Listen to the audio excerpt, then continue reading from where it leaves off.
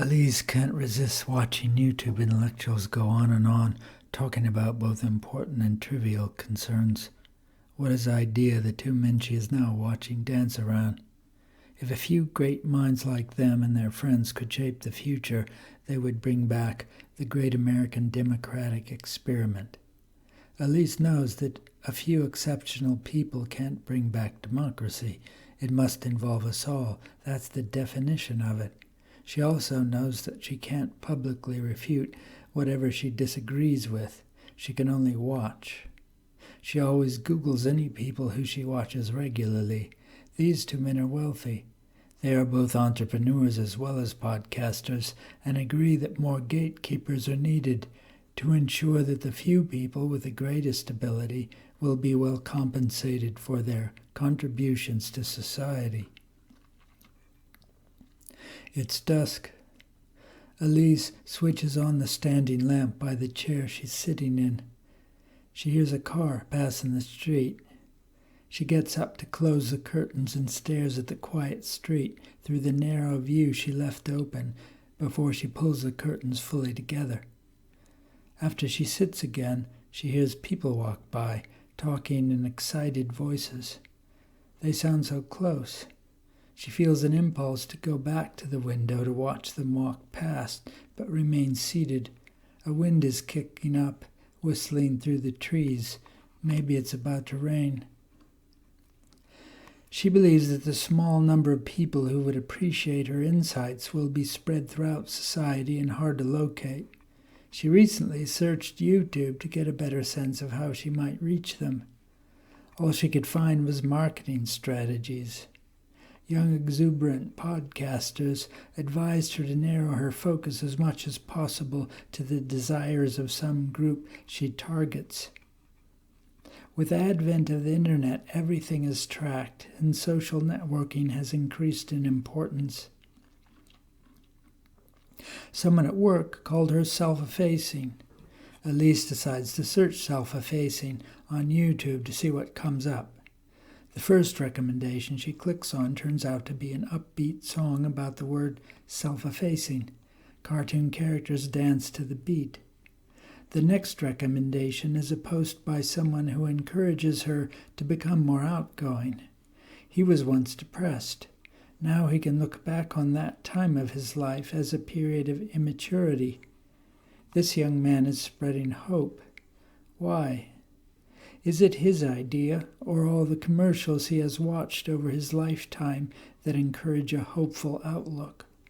Her search for self-effacing people has brought up outgoing, self-promoting individuals who want her to subscribe to their podcast before she even hears what they have to say.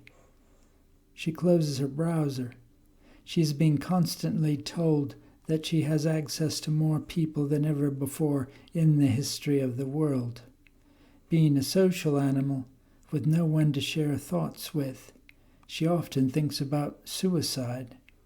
But she has 2 children who need her. That's kind of amazing, isn't it? Different parts of her life evoke such different emotions, as if she was 2 people. And this isn't something anyone would see looking at her. Her social life is non-existent, but in other ways she is fine. She's a reasonably good mother. She takes the twins outside as often as she can. She bought them a boomerang. When she throws it, it does sometimes come back to near where she's standing, but not when the kids throw it. The few times she managed to catch it, it hurt her hand. Still, they get exercise running after it.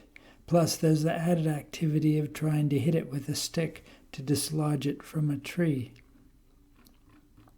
If they stay in the house, she can't stop the twins from watching an animated feature on a screen while they play games on their tablets.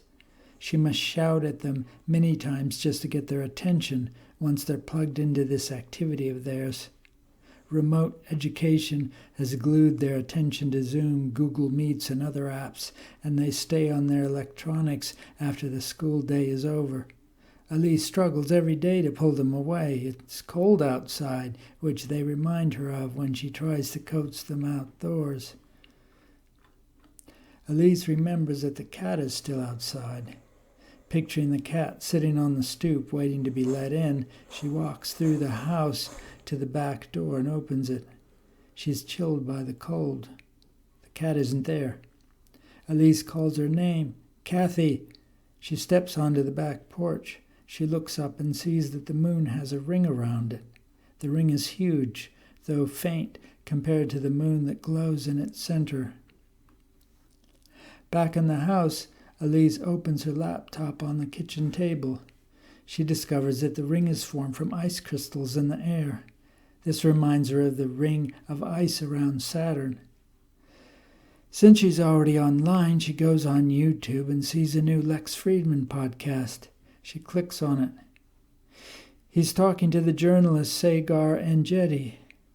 While she watches, they begin discussing an invitation-only app called Clubhouse. Though they don't say this, she suspects that Clubhouse offers exponentially more exclusivity and opportunity than the old boy country clubs of the past. Either of these men could go on Clubhouse and talk to some wealthy rebel podcaster who has a huge following. Lex mentions Elon Musk, one of his heroes. It hasn't taken long for Lex to transform from the host of the Artificial Intelligence podcast to an emissary for love. He believes that people are basically good. But what people? Is he talking about the people who think of their social networks as an achievement only the brightest people could accomplish? What they like most about growing inequality is the love and admiration they feel for their talented friends. By contrast, Elise's world is vast and unsympathetic, a lonely place. She sits in her kitchen staring at the worn linoleum floor.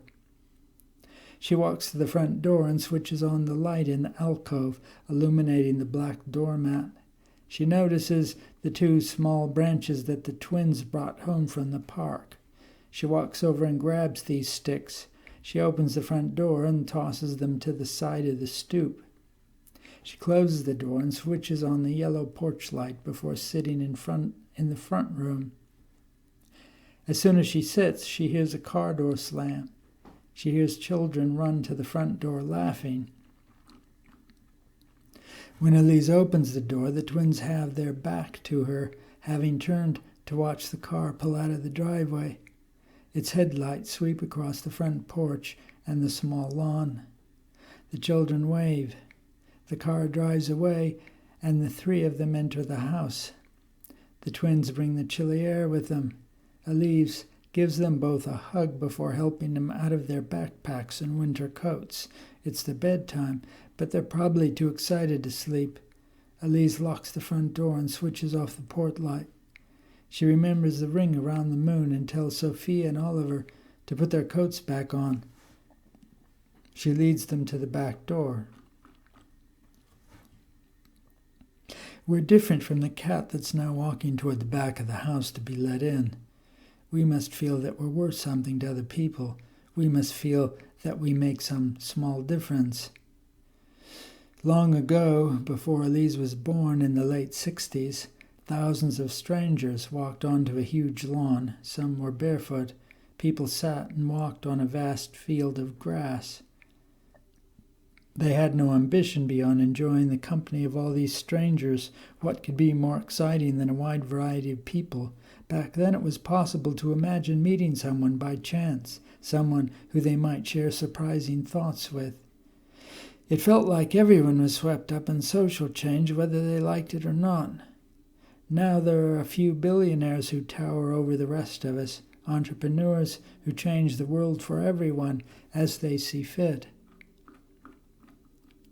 Elise sits alone in her kitchen, listening to the wind. She doesn't want to check emails or watch a movie on Netflix or go back on YouTube, even though these choices feel like a lifeline. She won't be able to resist the internet for long, even though she feels humiliated, resigned to listening to other people's conversations. She doesn't know what to do. Her children are asleep. She opens the back door to see if the cat came home. Kathy runs past her legs into the house. Elise walks out into the chilly air, stepping down from the stoop with her arms crossed over her chest. She sees that the ring around the moon is still there, produced by the ice in the air.